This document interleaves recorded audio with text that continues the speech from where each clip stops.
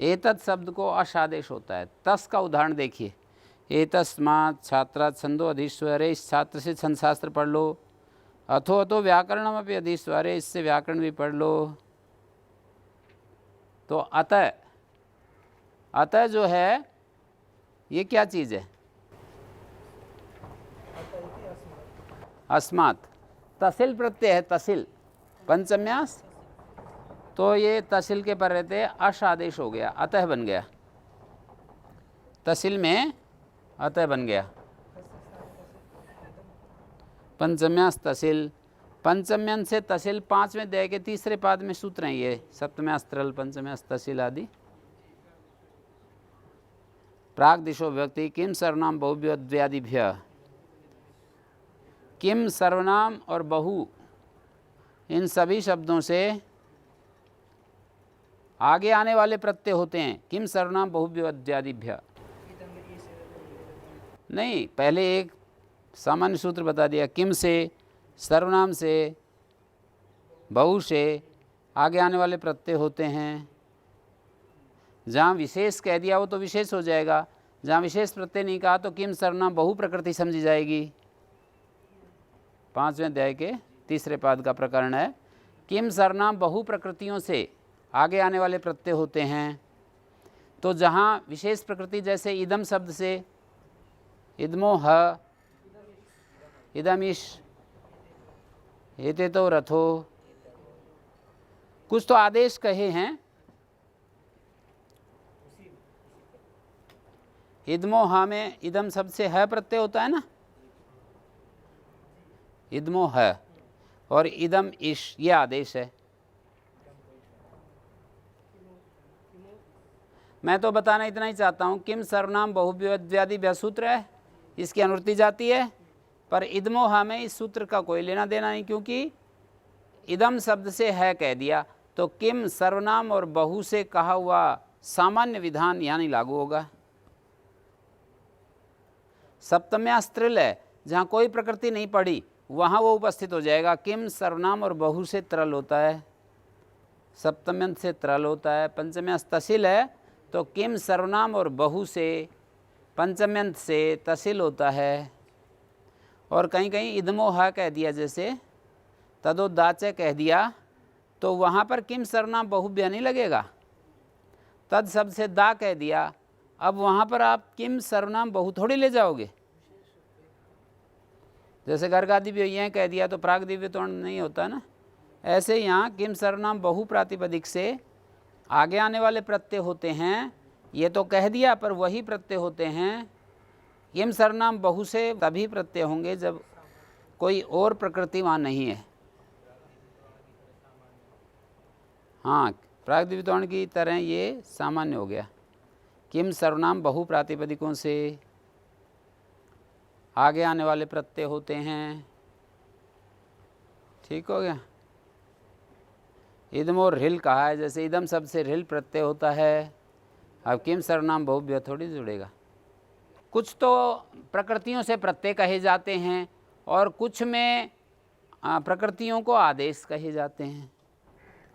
एतदस्त्रतसो स्त्रतसौ चानुदात्तो एतदो अन्वादेश विषयस्य आशादेशो भवति अनुदात्तः त्रतसो परता तौ चापि, माने वे त्रयतस भी अनुदात्त होते हैं।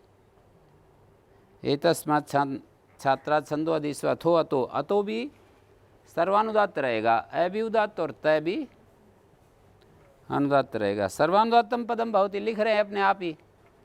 एतदोऽस् इति आदेशे लब्धे पुनर्वचनम अनुदात्तार्थम। कहते हैं एतदोऽस् से अश अपने आप ही हो जाता। ये सूत्र क्यों बनाया? अनुदात्त के लिए। एतदोऽस् करोगे तो उदात्त होने लगेगा। एतद जैसे उदात्त है उसके स्थान में आदेश भी अनुदात्त होने लगा। ठीक है।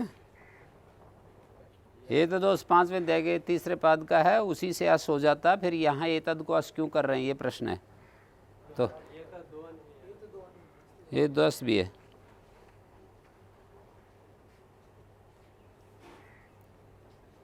एतदो अन की जगह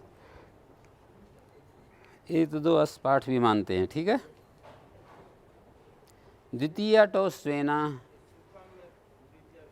मतलब ये तो दो अस को, ये तो दो अन भी पाठ मानते हैं। दूसरा सूत्र है, क्यों द्वितीय क्यों नहीं होगी? सुखम वसामा क्रिया विशेषण है।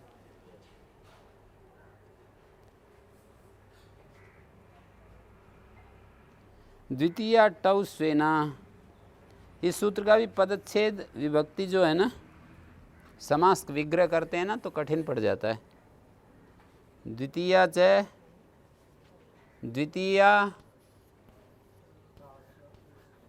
टा ओस ओसु, ये एक पद हो गया। और एनह एक एक, ये तो एक पद है। एक पद है। द्वितीय टा और ओस के परे रहते, द्वितीय टा ओस के परे रहते एन आदेश हो जाता है।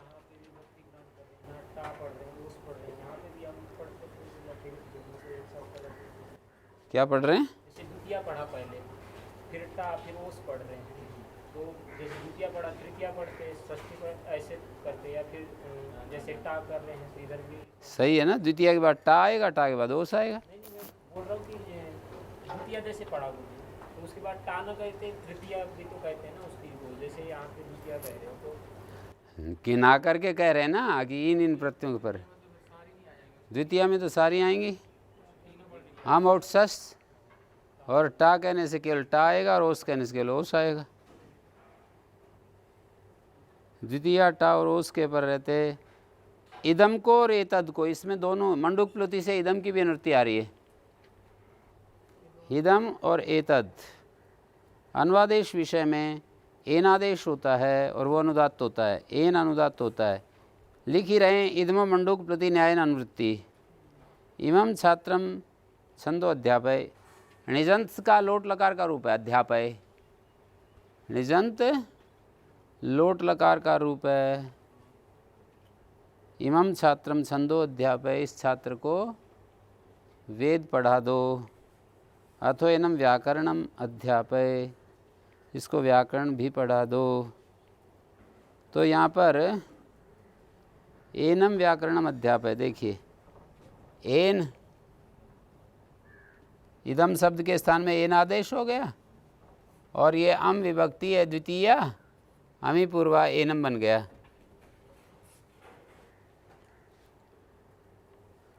अनेन छात्रेण रात्रि अधीता अथो एनेन अरप्यधीतम। एन आदेश टा को इन, टा किसी के सामने नात्स्या और आदगुणा एनेन बन गया। अनयो छात्रो शोभनम शीलम, अनयो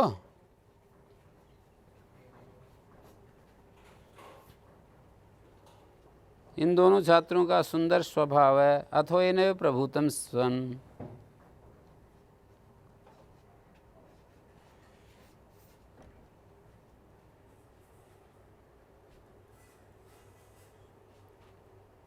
ठीक हो गया।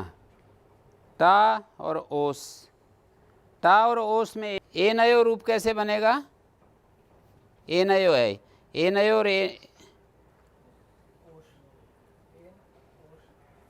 ये अनयो जो था ये तो आदेश है, ये आदेश है, ये अनुवादेश है। ठीक है, कैसे बनेगा? एन ओश, ओशिच है, ओस के पर रहते इस ए को ए हो जाता है, एचो यवा यावा।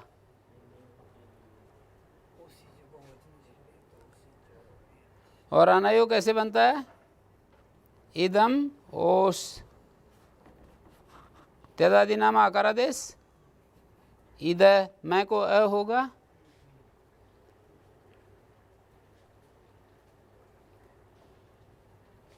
अनाप्य का अन आदेश हो गया, ओश,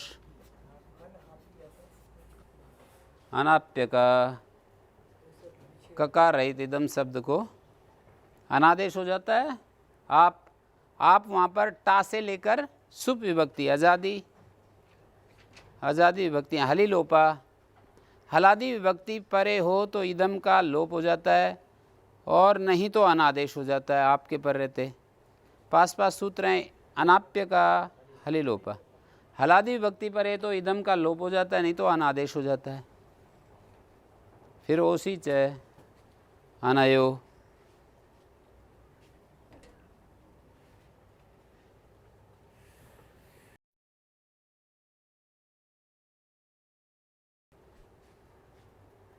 एतद के भी इसी तरह उदाहरण दिए, पहले इदम के दिए फिर एतद के उदाहरण दे रहे हैं। एतम छात्रम छंदो अध्यापय, इस छात्र को छंद पढ़ा दो। अथो एनम व्याकरणम अभी अध्यापय, इसको व्याकरण भी पढ़ा दो। एतम छात्रम छंदो अध्यापय अथो एनम व्याकरणम अप्यध्यापय। एतेन छात्रेण रात्रिरधीता अथो एनेन अहरप्यधीतम। एतयो छात्रयो शोभनम शीलम अथो एनयो प्रभूतम स्वम।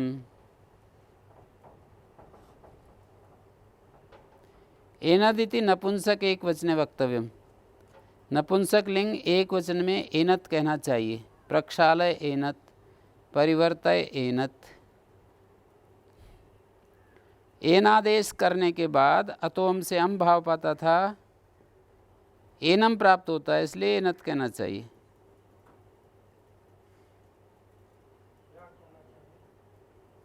नपुंसक लिंग एक वचन में एनत कहना चाहिए, द्वितीय विभक्ति के नपुंसक लिंग एक वचन। नपुंसक लिंग एक वचन में एनत आदेश कहना चाहिए। क्यों?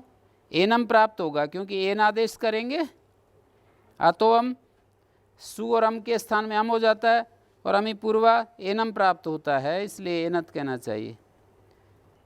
इदं कुंडम आनय प्रक्षालय एनत, ऐसे हो जाएगा। इस बाल्टी को लाओ, इसको धो।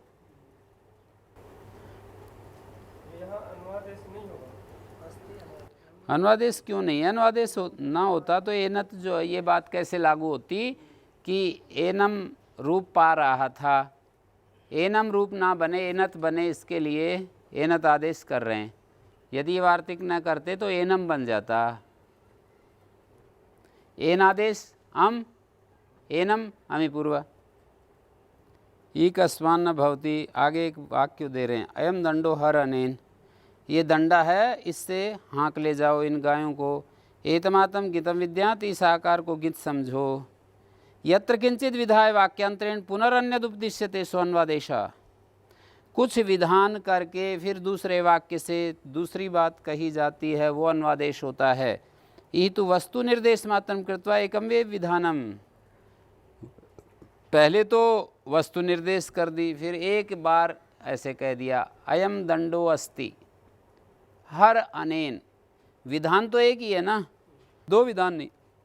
जैसे पहले वाक्य में अयम दंडो अस्ति ये कहा जा रहा है, न कि ये कर लो, ये कर लें। हम लोग स्वयं अपने बारे में भी नहीं कह रहे या दूसरा हमको नहीं कह रहा। अयम दंडो अस्ति, ये दंडा रखा है, हर अनेन, इसके द्वारा गायों को ले जाओ। हर मानी हाँक ले जाओ गायों को, अनेन मानी इसके द्वारा। तो विधान तो एक ही है कि इस दंड के द्वारा ले जाओ, और पहली बात तो केवल दंड के अस्तित्व मात्र को बताया जा रहा है। अयम दंडो अस्ति हर अनेन एतमातम गीतम विद्यात, इस आकार को गीत समझें। यत्र किंचित विधाय वाक्यांतरेण अन्यदुपदिश्यते सो अन्वादेश। ईसदर्थे क्रियायोगे मर्यादा विविधोचय एतमातम गीतम विद्यात वाक्य स्मरणयोरगित। इस अर्थ में, क्रियायोग में, मर्यादा में और अभिविधि में चार अर्थ होते हैं ना।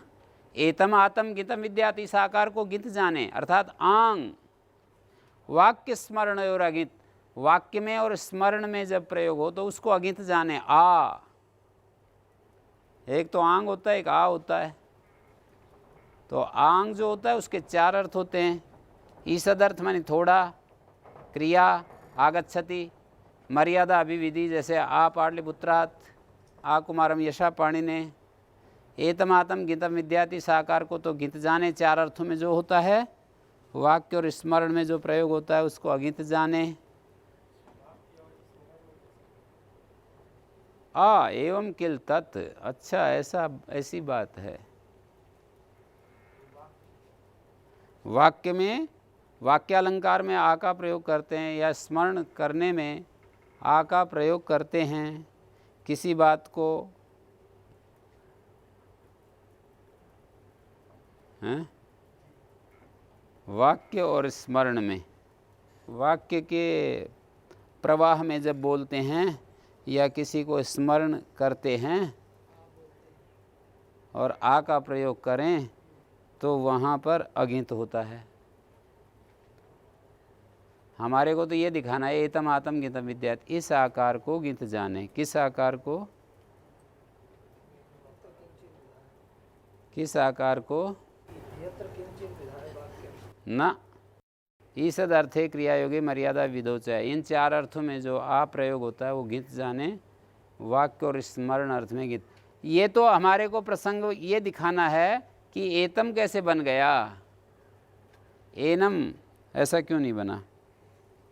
बात ये कह रहे हैं कि ई कस्मा नभवते, एक उदाहरण दिया कि एतम आतम गीतम विद्यात में एतम प्रयोग क्यों हो रहा है, एनम क्यों नहीं हुआ, ये प्रश्न उठाया है।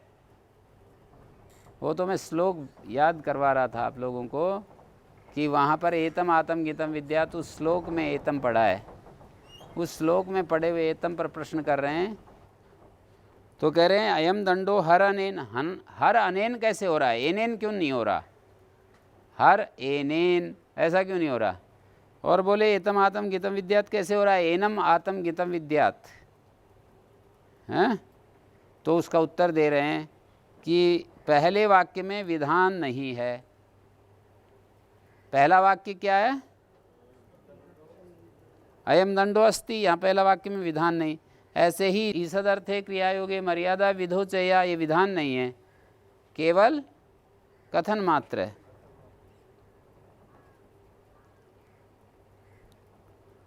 विधान करके फिर दूसरा वाक्य बोलेंगे तब उसको अनुवादेश कहेंगे।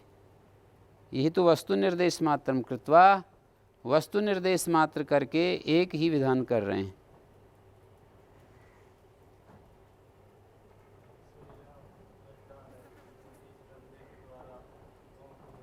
हाँ, दंडा है, सत्ता मात्र दंडे की उपलक्षित है, कुछ विधान थोड़ी हो रहा है। इस अर्थ है क्रिया योग्य मर्यादा विधोच, स्वरूप मात्र निर्देश हो रहा है। पहली पंक्ति में स्वरूप मात्र निर्देश है, इस अर्थ है क्रिया योग्य मर्यादा विधोच, या इस वाक्य से केवल स्वरूप मात्र बताया गया, कुछ विधान नहीं किया जा रहा है।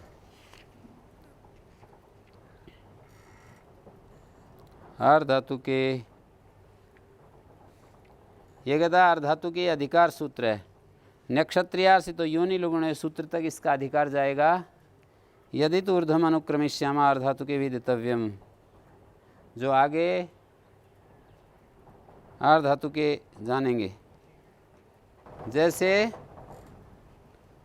हनोवद लिंगी वध्यात वध्यास्ताम वध्यासु, यहाँ पर आशीर लिंग में वध आदेश हो गया ना। आर धातु के इतकिम हन्यात हन्याताम हन्यु, विषय सप्तमी चेम न पर सप्तमी, ये जो आर धातु के है इसके बारे में कह रहे हैं। आर धातु के विषय सप्तमी है, ये पर सप्तमी नहीं है।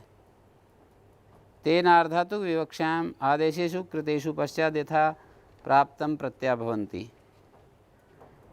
आर धातु के बारे में बता रहे हैं, जहाँ भी अष्टाध्यायी में विषय सप्तमी होती है तो उस विषय में पहले ही कार्य हो लेते हैं, पहले ही कार्य हो जाते हैं, वो परे जरूरी नहीं है, परे जरूरी नहीं। जैसे आर्धातुक विषय में अस्तेर भू है तो एक पर सप्तमी हो तब तो देखो अस धातु है, और इससे पहले री अलोर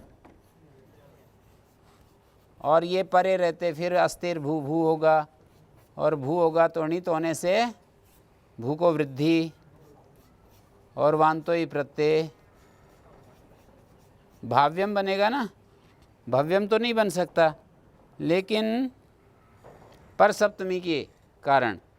और यदि विषय सप्तमी हो तो आर्धातुक विषय में, मान लीजिए आर्धातुक विषय दिमाग में रख लिया, पहले यश को भू कर दिया, अस के स्थान में भू कर दिया, अब ये भू जो है अजंत हो गई, प्रत्यय लाने लगे, तो अब ये रील और ण्यत, पहले तो अस धातु से लाएंगे तब तो ण्यत आएगा, पर भू से लाएंगे तो अचो यत आएगा, और इसको गुण हो जाएगा, भू को सार धातु का अर्धातु कहो, वांतो ये प्रत्यय से वांत आदेश। ठीक है,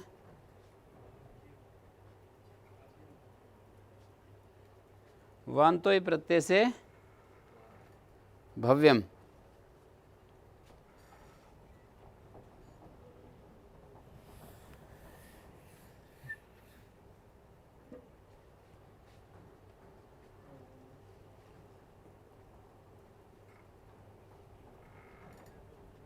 भव्यम प्रवेयम आख्येयम, प्रपूर्वक अजेर व्यघपो, अज के स्थान में वी आदेश हो जाता है आर्धातुक विषय में।